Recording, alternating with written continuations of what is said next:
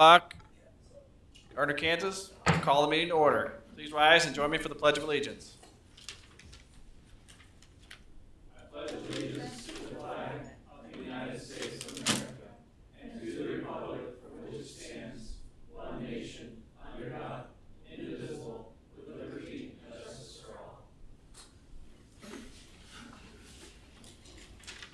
Well, good evening, everyone. We have a fairly concise agenda tonight, and we are going to start with a presentation. We have the Gardner Chamber of Commerce 2023 Work Plan. Jason, welcome. Thank you. Well, good evening, Mayor, council members. I appreciate the opportunity to speak with you here tonight and to partner with the City of Gardner, continue growing our business community. Thank you. So I'm excited to be at the Chamber as we move out of a period of relative uncertainty. Appears to be a big time of transition in the Chamber world. Since I've come on board, two of the other larger chambers in Johnson County have announced or either have or have announced leadership changes. We've had changes in CVB and EDC heads in other chambers as well. So I think it's a good time for renewal. It's been great to get to know existing colleagues, but some of the new people coming on board as well too. So I will say I initially expected about a 60 or 90 day ramp up time, kind of get familiar with the processes and procedures. Discovered that's not anywhere close to enough time to get a hold of all the variety of things we do and work on at the Chamber. So I feel convinced it's going to be kind of take a full year cycle of getting through everything once to feel like I'm kind of educated on what's going on there, with all the things that we work on and manage with the Chamber, the staff of myself and two part-time people as well. But I am settling into the role finally and really enjoyed developing relationships with my staff and obviously our members and partners like the city. So quick update, we are just over 250 members currently. When you add in what we call our courtesy memberships, which are those businesses with addresses here in Gardner but that aren't full members, we're a little over 400 right now. We'll be working on converting some of those into full members this year, help build a little stronger organization. Just completed our budget, pending approval. We expect to just crack over in the $250,000 mark for our budget this next year. So significant growth, I know, since I think 4 or 5 years ago, previous change in directors. So obviously a lot of credit goes to Jason Camus and the organization to grow to that point, and we look forward to continuing that. So tonight, just kind of give you a brief recap of what we've done so far this year. Obviously, focus will be on the 6 months that I've been here, and then obviously look forward to next year and what we're planning on doing for 2023. So, jump in here.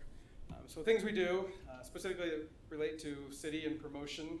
Our website, 30,000 unique visitors so far year to date. So that's mostly searches for businesses. And business information. Our social media, our reach on Facebook is over 55,000, so almost twice what we have on the website. We are working on growing our presence on Instagram, Twitter, and LinkedIn as well. So that's something we're going to use some technology tools. My background prior to the Chamber was in technology, so try to branch out a little bit further beyond that primary tool there as well. Calls for service, we're at about 400 right now. That's been maybe one of the more entertaining things of the job is to find out what people call for. We're a little bit of information, a little bit of Google.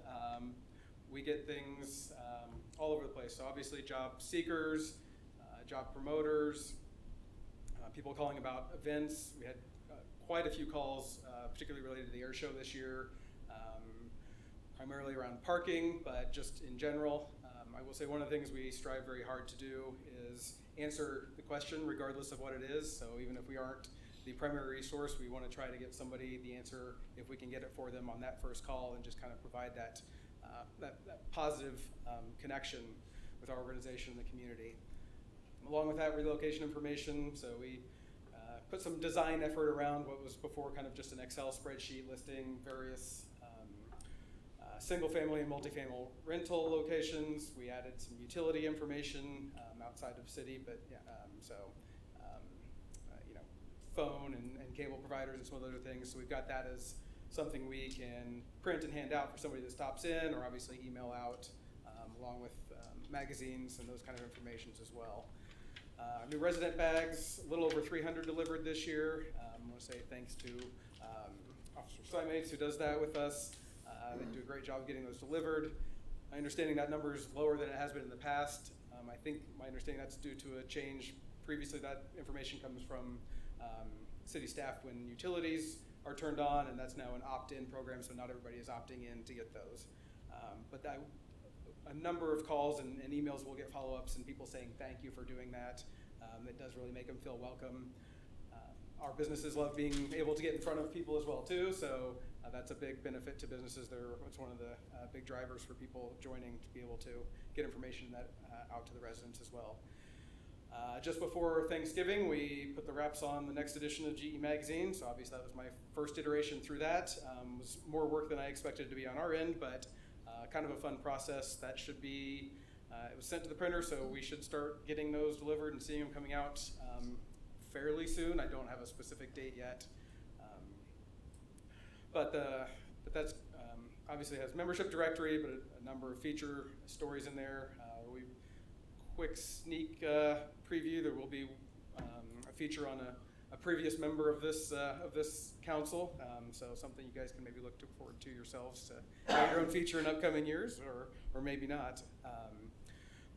So that's kind of what we've been, yeah, I mean, maybe not. We'll touch on the events we've had so far this year. So our chamber coffees, typically do one of those a month. We had a high demand this year, so we were doubled up a number of months, with 17 and one to go still this week. Had over 500 people attend those. Our annual events, so ranging from annual dinner and golf tournament, sporting clay, trivia night, those types of things. Had over 800 people involved in those. And then one of the more important ones, obviously, is our ribbon cuttings. So welcoming either new businesses, expanding or relocating businesses here. I know many of you were able to attend Dash and Anvil on Friday night, so great to see that. You guys are always welcome, happy to have you there. And we schedule those when the business wants to be able to have their people involved, so the timing obviously doesn't work for everybody when we do those. Sometimes they're first thing in the morning, sometimes they're around lunch, sometimes in the evening, but those are always fun ones to do, and it's great to see people excited about their business and do that as well. So if you do have the ability, I'd love to have you there.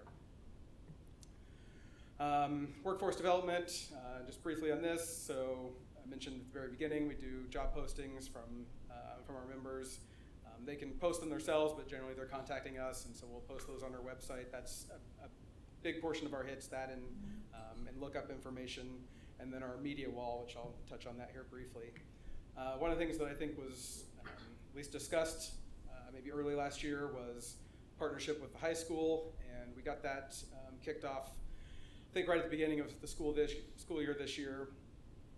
So we are kind of a liaison with their technical career program, and they've asked us to find businesses or members, not specifically members, but businesses that align with the technical programs that they have at the high school. And so what they wanted to do was, beyond just saying, here's what this path looks like, they're having their broadcast journalism students go out, do an interview with this person.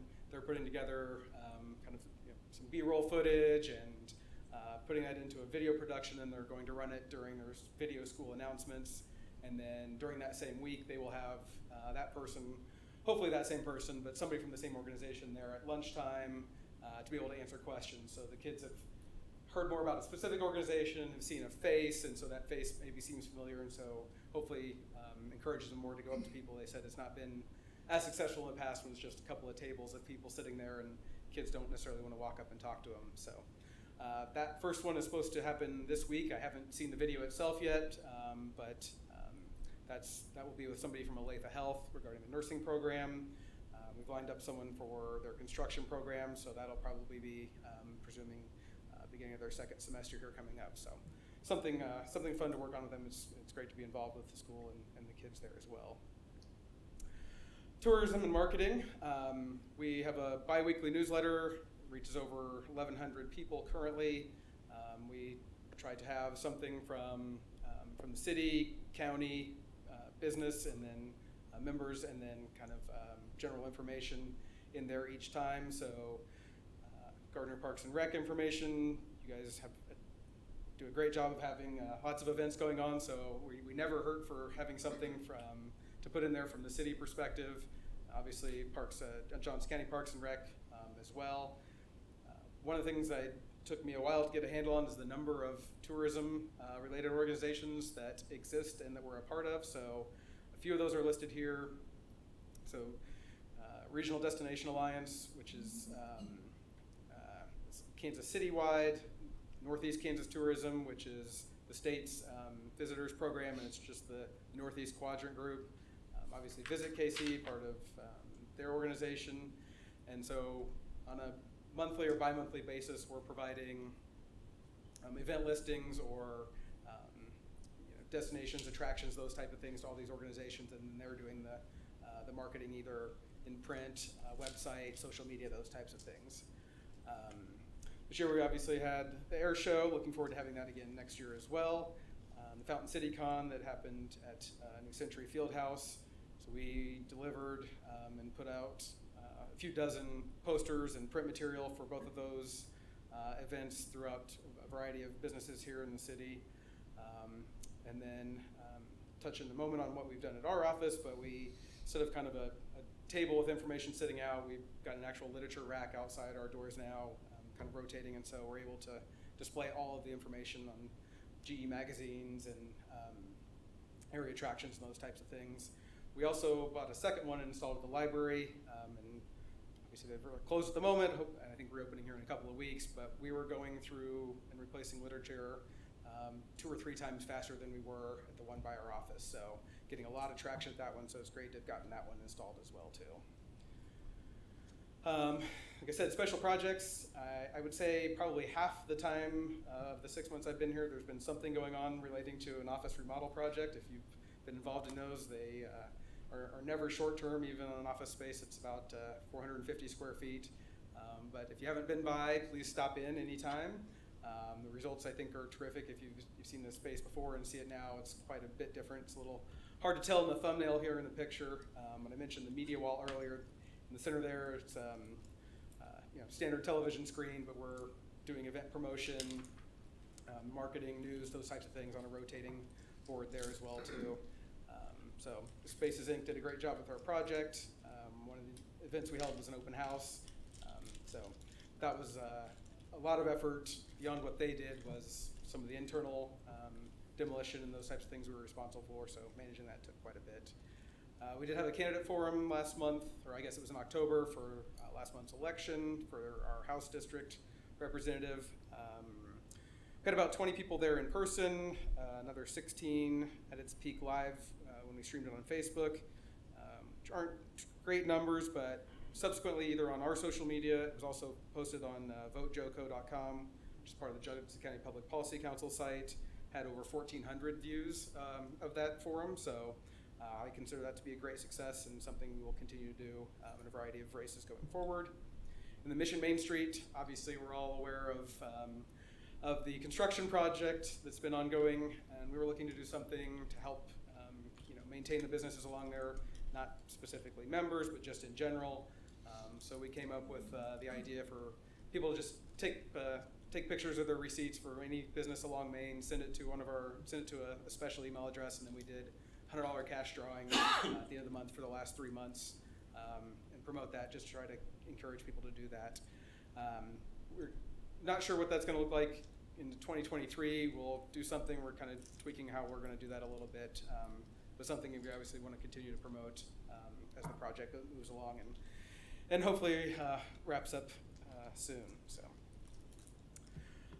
Looking ahead to 2023, so in addition to continuing all the things that I just mentioned and doing them their second iteration in 2023, what got me involved in chamber activities to begin with was after I started my first business in 2005, I went through a leadership program in 2006, and that was really kind of the impetus for me being involved in chambers, so it's something near and dear to my heart. And so putting together a leadership program here in Gardner is a top priority for me. Had a discussion with Kansas Leadership Center on what they can do to assist, help building some of that leadership capacity. Many of the Johnson County chambers work together on several of the days throughout the year on kind of a coordinated effort on a county day and a state day, somewhat in the education realm. So had a couple of discussions with some of the other ones about that, and everybody's happy to bring us on board. So we'll be building that program through this year, launching. Most of them start in January. So in January of 2024, we should have that program ready to roll as well. I'm looking to start in some form a couple of committees. So following on what I consider the success of our forum, I want to start a governmental affairs committee, so it can both be a liaison, provide information to elected officials, and also be a liaison to represent the businesses to them as well. And then we've had some discussion, obviously prior to me, and then with staff currently, about possibility of a formal CVV organization 2024 or beyond. And so kind of building that, putting the framework in place for that, starting a tourism committee with the chamber, so we can kind of plan what that would look like and do that a little bit on a volunteer basis in anticipation of some potential funding. If we have another hotel come on and have some additional transient guest tax and formalizing that organization. So laying the groundwork there and putting that together is something we want to do in 2023 as well. Try to have a variety. I kind of mentioned availability of people in different times of the day. So I want to try to have events different times of the day, bring out different crowds. So we're going to start on a luncheon series. We'll kind of see what the recurrence of that looks like. I'm hoping for at least quarterly. But the first one is at least tentatively planned for early January. Working on a better name, but it's at the moment we're calling it a energy market forum. So looking to bring together a variety of providers of energy in the area, talk about how the energy is created, where it goes, who's setting rates, how it's paid for, all that kind of works together. Seems to be a relevant concept here, so working with a variety of people, and when we get things a little more formalized, be reaching out and seeing if somebody with the city wants to be involved in the forum as a presenter as well too. So those are kind of the new things. One of the things that's been ongoing, chamber and/or community foundation efforts. Met with a couple of organizations that kind of provide the back end on those. And so at this point, it's kind of seeing what that will actually look like in practicality and pulling the trigger to move forward with that. At the moment, it seems like probably the best framework is an encompassing community foundation. The chamber would having a fund within that. Some of the organizations can have kind of their own fund. We manage the ASRE scholarship fund, so that would be a separate one. If the farmers market wanted kind of their own thing. So obviously with that, a lot of it's the governance and the structure and getting all those things put together, but just continuing that process that we've already started. And then, so my staff and Danique has provided some information on existing community profile. One of the things I want to have our new tourism committee work on is putting together a community profile that's more of a marketing brochure, so something we can provide in new resident bags, but obviously also to provide to the city, provide to EDC, that kind of encompasses all of what Gardner has, so including some school information, obviously promotion and marketing, those types of things as well. So that's one of the things we'll get done here in 2023 as well. So I think that mostly covers what I wanted to address. Yes, so just want to say thanks again for your time this evening. Looking forward to strengthening my relationship with the council and staff as well. Happy to come back sometime middle of the year next year. Hopefully have more of a kind of discuss the capacity building, what we've gotten done. A lot of my time at this point obviously has been getting up to a point, so kind of been more operational activities I've been updating you on this evening, but hopefully more on progress next time around. So happy to come back and do that, and again, thanks for your time. So happy to answer any questions if you have them. Yeah, thanks, Jason. You might stay for just a second. Do we have any questions, council? I think it'd be great if you did come come back about mid-year and Okay. update us on some of the projects you just talked about. Sure. Yeah. Sounds great. All right. Thank you Thanks, so much. Jason. Appreciate it, Jason. Thanks. Okay, we have no public hearings, so we'll move to public comments. And members of the public are welcome to use this time to make comments about city matters or items on the agenda that are not part of a public hearing. If you wish to come forward, please limit your comments to 5 minutes or less. There is a time clock to your left over here. It says 15, 40. We're gonna have this I can count one Mississippi. No. No profanity, no personal attacks. With that being said, come forward, state your name and address for the record, please. Yes, my name is Mozella Marie Maybon, and my address is 17490 Jessica Street. I've lived there now for close to 13 years, and I have spent all of my IRA accounts, all of my thrift savings accounts, almost every dime I could rake and scrape, I've spent it on this house. My house has approximately 4 levels. And I say 4 levels because when you walk into the garage door, there's a rec room down there. If you turn and go down the steps to your right, that's 8 steps there, and it takes you to the basement. If you go up the steps, another 8 steps, that takes you to my living room. If you go up above that, that takes you to my kitchen, dining room, and living area. When I bought this house, my health was in great condition, and as you get older and the winters are getting more aggressive, it's harder to go up and down those steps. And I'm thinking about downsizing, and I've been thinking about it since the summer. This summer, I had some realtors, some really nice realtors come out, and they were telling me that I needed to file a complaint with code because my neighbor had bricks, mulch, rock, all in the front yard by the garage. And I'm like, please just look at my house. And they said maybe back in the day that's what we did. But now we look at the whole neighborhood because that's what the people are really buying. They're buying your house and they're buying what's around it as well. Well, I made several complaints to code. And I also complained that the porch had been torn down and has no railings anywhere for like the last 2 years. And they had brought that to my attention as well. I told Laura in code about that, and she says, okay, I'm sending letters, I'm doing this, I'm doing that.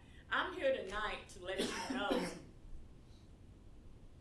that now we're getting ready to get into winter, and there's still no railings around that porch. And I've also talked to Chief Belcher about it. And I would just like to go on record because something needs to be done.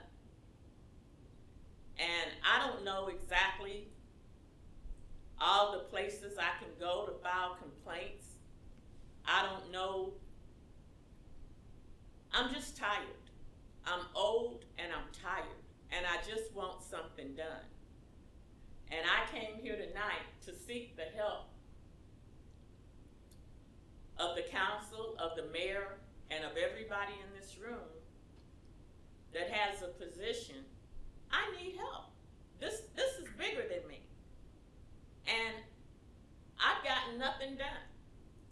Nothing. As a matter of fact, I was told, why are they looking at other houses? They only need to be looking at your house. Well, I don't know why they're looking at other houses, but my condition is I'm old and I'm tired. And we have something called code enforcement, and code enforcement says there should be railing on that porch. And that's why I'm here this evening.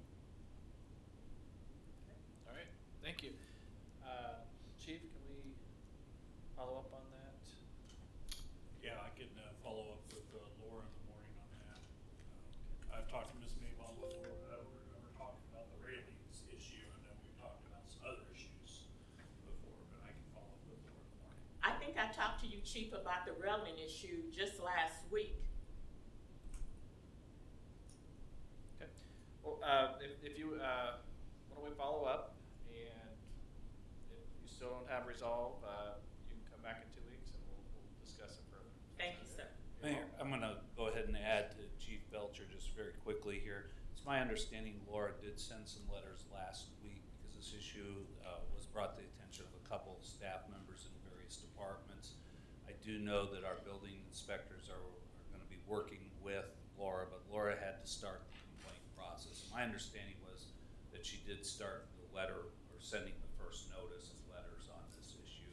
It was 2 houses, I don't remember the specific addresses, but it was 2 houses on Jessica Street that were involved. And I know that the building inspectors have been informed that as that progresses, they would go out there and make sure that it hits the code compliance, because it's a building code issue as well, so. Okay, great. All right, thank you. Thank you, Dave. Okay. Any other public comments? All right. We'll move to consent agenda. Is there an item on the consent agenda like to be removed? Do I have a motion to approve the consent agenda? So moved. Second. Motion Shoot, second Deaton. We approve the consent agenda. All in favor say aye. Aye. All opposed? Abstain? Consent agenda passes. Nothing on planning and zoning consent, nothing on committee recommendations, no old business. On to new business. New business item number 1, consider adopting a resolution approving the execution of a funding agreement related to a proposed economic development project located within the city, Grand Street Development Project. Finance Director Wolf. Good evening, Mayor, Council. Grand Street Development LLC has requested the city review, analyze their request to consider certain financial incentives, including a rural housing incentive district for a development project located generally north of East Grand Street and east of South Center Street. The first step in the process is the approval of a funding agreement. The funding agreement allows the city to retain administrative and professional staff, as well as outside counsel and consultants, and to incur other expenses to evaluate proposed projects to ensure that they are in the best interest of the city, and to conduct financial due diligence to ensure protection of taxpayers. The applicant is responsible for all reasonable costs associated with the evaluation of the project and will reimburse the city those costs. The applicant will make an initial deposit of $5,000 as a retainer for the city to begin the evaluation. Staff recommends that you adopt the proposed resolution. Thank you, Matt. Any public comment on new business item number 1? Council, any questions, comments? Director Wolf, is the applicant here today? Yes, I believe the developers might right here. Okay, great. Could you give us a little bit of an idea of the project in general, and just just for the record, just to see where we are on that? So I'd heard a lot of things. I just wanted to get a clarification. So the whole project's a 120-acre project, but the part for this RID program, it's approximately 70 acres. It's going to be a 55 and older community, which will have single-family villas, fourplexes, which will be townhomes. There's approximately a 6.5-acre site for a assisted living facility, and then another 6.5, 7 acres for a senior apartment complex. Well, senior, it'll be just a single building. Sure. So. Are those going to have ADA accessibility? Obviously, ADA accessibility. The apartments will have elevators. And those kind of things. And then so the single-family villas and the townhomes they'll have their own amenities with a clubhouse, swimming pool, probably pickleball courts, putting greens. There'll be an extensive walking trail that'll go throughout the whole community. And then splitting the two sides, the west end will be estate homes that'll probably start in the 600,000 range and go up, high hundreds, probably 800,000-900,000. And between those, there'll be it's going to be kind of double as a detention basin and a lake, probably 15, 18 acres, which will have picnic shelters around that also. And then that side will have its own swimming pool and amenities. And then the senior apartment building will have its own amenities, and then the assisted living will have their own amenities. So Wow. it's going to be a pretty large community. Sounds like it. Great. We're really excited about it. Great. Look, it sounds like it's crystallizing really well. It's going to be really high end too. I mean, we want it to, when people that live there, people that drive by, people in the community, that it's going to really stick out. Just everything we're going to be doing there. That's great to hear. Thank you. Thank you very much for that. I think it fits several housing needs all in one area. Absolutely So does. that's really good. I like the variety. Any other questions or comments? All right. I have a question. Can I ask a question? Yes, if you come forward up here. Certainly. Do I have to come Yep, back if you'll up? come forward to the mic. Yes, sir.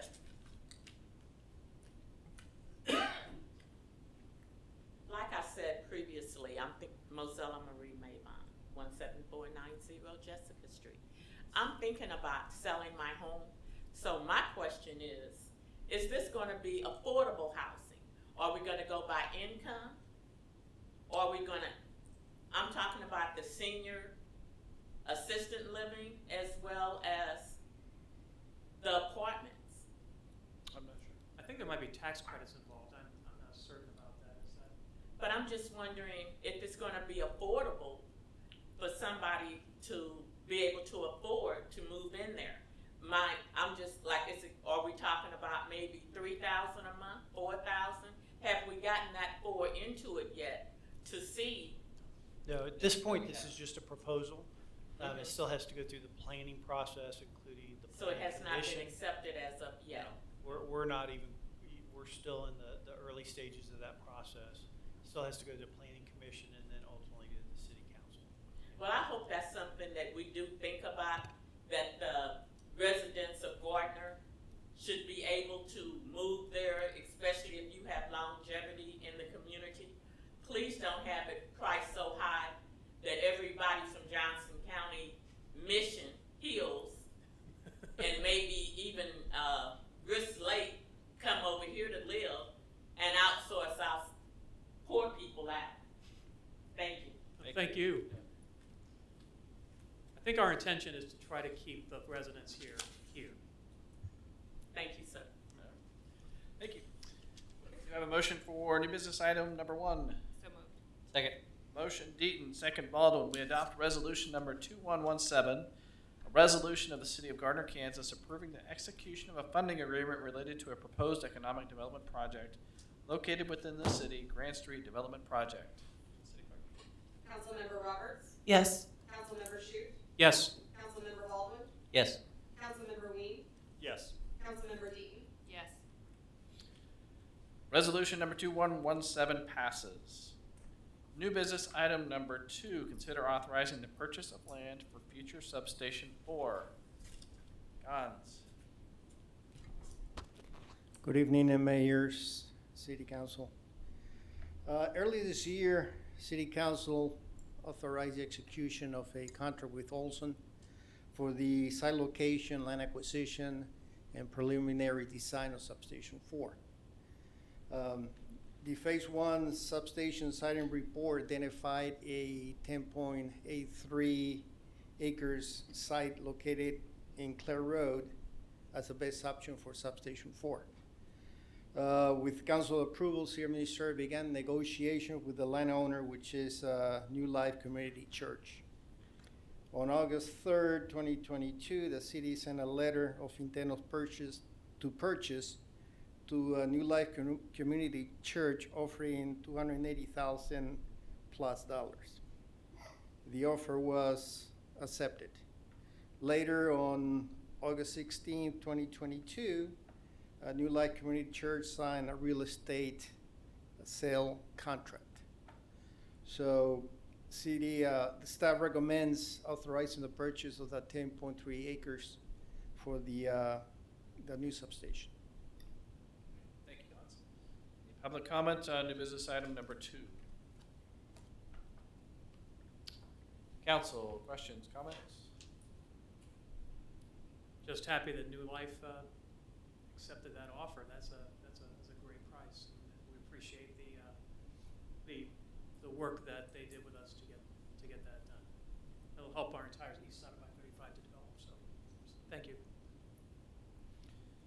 We have a motion for new business item number 2. So moved. Second.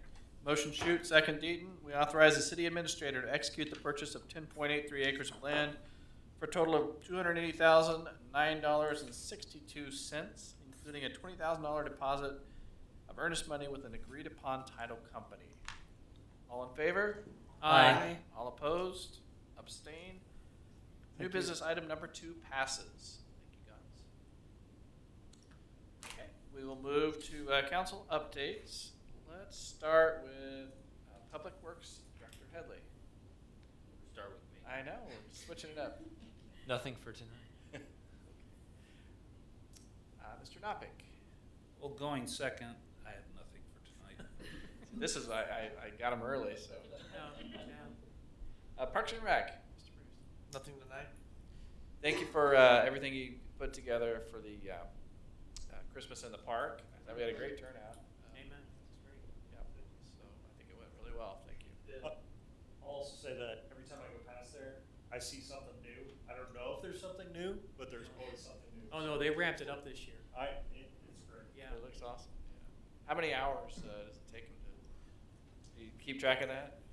I don't, but I know, once Boo Bash is over, that they immediately next day start at Cornerstone. So, doing that and the City Hall building things around there, it takes up quite a bit of time, and they're testing until the day of. So they did a really good job this year. And you guys and the Gardner Energy electric staff also are pretty heavy into that too. So. Oh yeah, we always seek them out if we have issues for sure. Yep. Yep.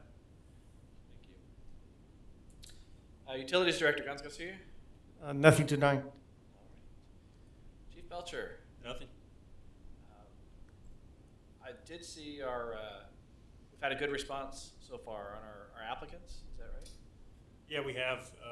We've got process running. We've got a lot of inquiries. We got a lot of apps coming in, so it has been a very positive thing.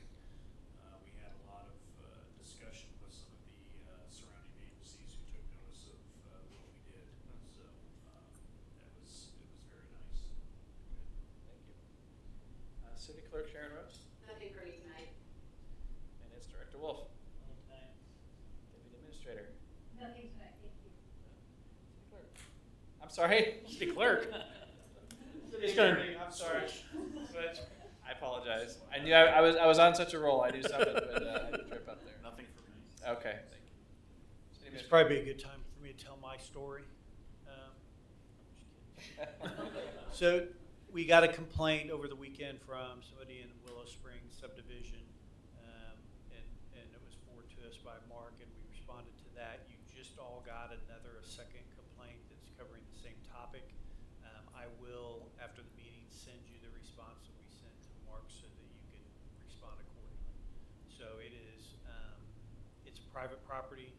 It's a HOA controlled detention or retention pond. So it's not in our purview. And there's apparently a conflict on what some members want to do and other members don't want to do. So I'll send you that information after the meeting. Thanks. Thank you. Councilmember Deaton. Nothing tonight, thank you. Councilmember Wayne. Nothing for me. Councilmember Roberts. Well, I do have something, and I was going to bring it up, not just because Michael mentioned the pickleball court, but Jason, we talked about the pickleball courts, and I know people aren't playing right now, but I didn't know what we needed to do to get maybe that ball rolling, so in the spring we could maybe partner with the school and they could maybe line 2 of the courts like we mentioned. I did some pricing. Oh, geez, it was back in probably June, I think it was. I can go back and look and check, current market rates and see what that would look like. I know Symphony Farms, I think they built one or two, so they might be a good source to see what, cost is today, so. I get people about once a week or so asking about it, so I'd say I'd follow up, but I think that it is a very popular activity, and I think that would be good for Gardner if we did that, so. Yeah, I will look into it. Okay, thank you so much. And was the school on board with all this? Or have they even been approached at this point? Yeah, I've mentioned it. I talked with John Duncanson with GUICP. Just kind of got the ball rolling to see if there'd be some interest. And I think there may be. Just depends on cost, location, things like that. All right, thank you. Thank you so much. Council Vice President Chu. Nothing. Council President Baldwin. The white knight. I can take this time. All right. No, I don't have any. All right. I have nothing as well, so is there a motion to adjourn? So moved. Second. Motion shoot, second D, we adjourn. All in favor? Aye. Aye. All opposed? Abstained? We're adjourned.